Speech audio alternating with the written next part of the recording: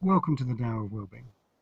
I want to talk about some alternative and complementary therapies that I personally have found helpful and some which I found less helpful. Now, obviously, my experience is just a sample size of one if you're running a study to try and get some proper data about this. So I'm biased, and what worked for me and what's true for me may not be true for other people.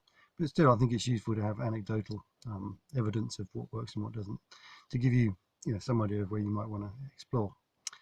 So let's see, massage therapy, brilliant. Okay, so I've been having that Indian head massage, which also includes a little bit of back and shoulder and neck, and it's just brilliant. So many reasons. I mean, it's relaxing, it's kind of nurturing, and also a lot of my symptoms have been kind of focused around like facial pain and stuff like that, and jaw issues and all this kind of stuff. So obviously, having someone physically getting in there and moving tissues around and fascia around is just really good. Can't recommend it enough. So massage therapy, brilliant. Um, Diet is a huge one. I don't know if it comes under the title of complementary therapies, but it's certainly a place where a lot of people go when they've got a health condition they want to address. And there's a million different diets out there you can try. You've got like the keto, and you've got like caveman diets, and you've got raw food vegan, and you've got like candida diets for like low yeast and this kind of stuff.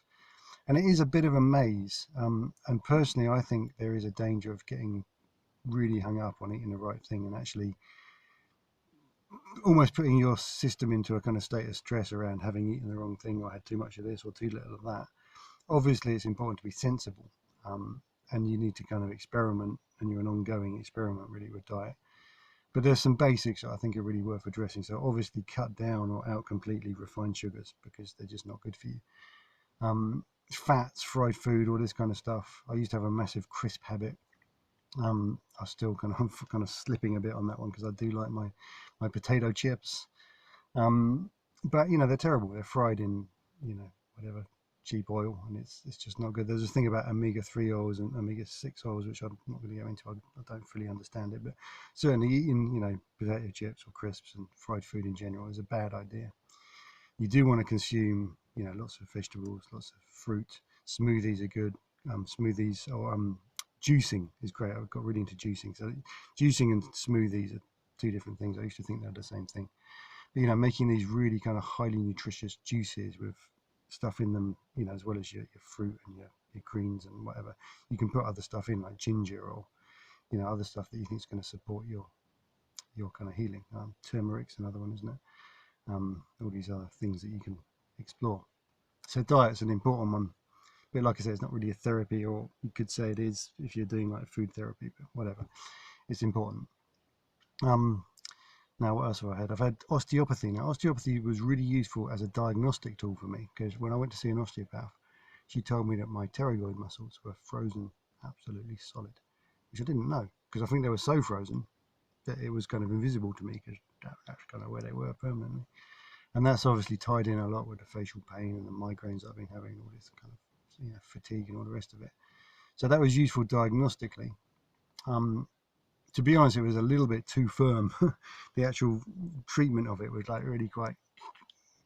And if you're in quite a delicate space, then I think something more gentle can be good. So that's when things like cranial osteopathy, which is often osteopaths will be trained in cranial work as well, which is much more gentle, and that's kind of manipulating some of the kind of I don't really understand it, but you've got these kind of flows and tides and pulses and stuff going on that they kind of subtly kind of tweak, being very sensitive with our hands, kind of tweaking and like little, very gentle movements that can have quite a deep effect.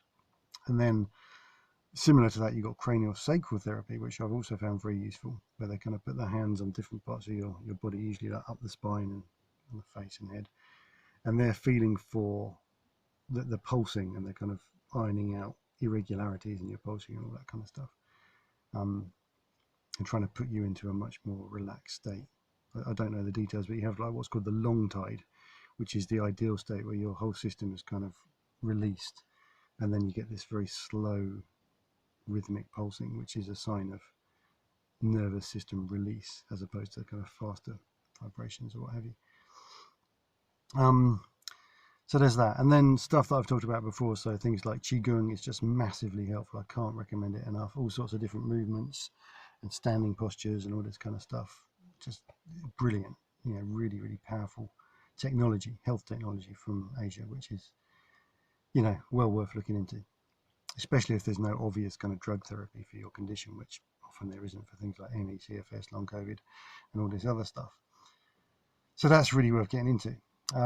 What else? Mindfulness, really good for various reasons. You're kind of just kind of being with your symptoms, getting used to kind of experiencing discomfort without necessarily reacting to it, or at least if you're reacting to it, you're noticing your reaction to it, and developing a bit more spaciousness around your experience, and that's really, really powerful. Different techniques in mindfulness. There's kind of watching your breath is often a starting point, and then scanning through your body, and then working with the emotions. There's all sorts of different things you can do there. So they're the main ones I think that I've used. I mean, I tried all sorts of different supplements. Vitamin D I was told it was important, and during winter it's a good idea if you're in a place like the UK where it's not a lot of sunlight. But I also read that if you've got low magnesium, then vitamin D doesn't get absorbed. So there's all these different combinations that are worth looking into. But I also think it's quite important not to get too hung up on like hundreds of different supplements and getting into like spending loads of money and stressing about whether you've taken them or not taken them. And it's certainly worth exploring, and some people have had good results with supplements, but I don't think it's as important as is maybe suggested. And certainly there's no substitute for a healthy diet. So eating foods that work for you, which are ideally kind of pesticide free, organic if you can get it, non-processed foods. You're going to get a lot of the goodness from the supplements anyway if you look to your diet. So that's quite an important point. So what else? I mean, some people recommend homeopathy. Personally, it's not in my kind of people have like a circle of what's acceptable and what isn't, and what they believe in, what they don't. I've done some research into homeopathy, and it doesn't look like there's any good studies that are kind of what they call it, randomized controlled trials with double-blind placebos and all this kind of stuff. So people may think that it's doing them some good, but there's a lot of issues when you're kind of working out what's helping and what isn't.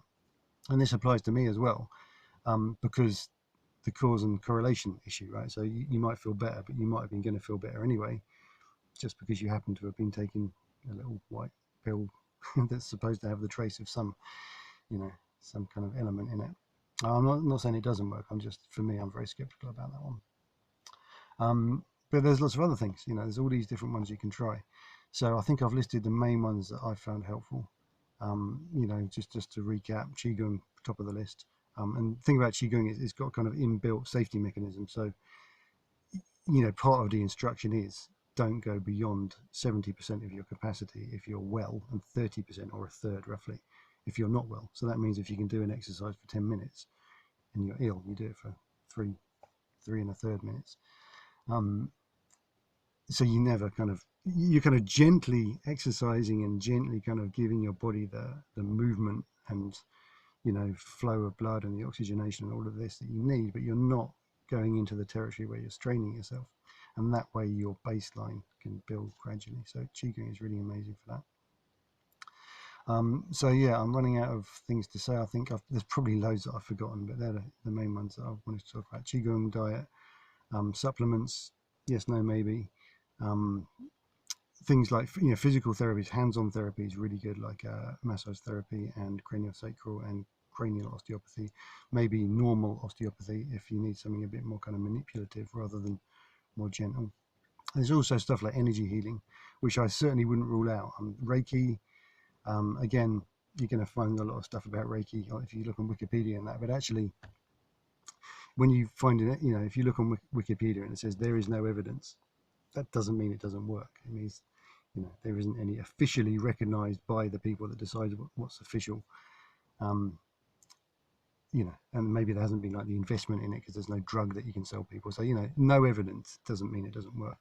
So I'd say energy work, it's very much related to Qigong, because Qigong has a lot of physical components which are really powerful, but also has more subtle energetic components, which are, in the same field as things like Reiki and energy healing. So I certainly wouldn't rule that out.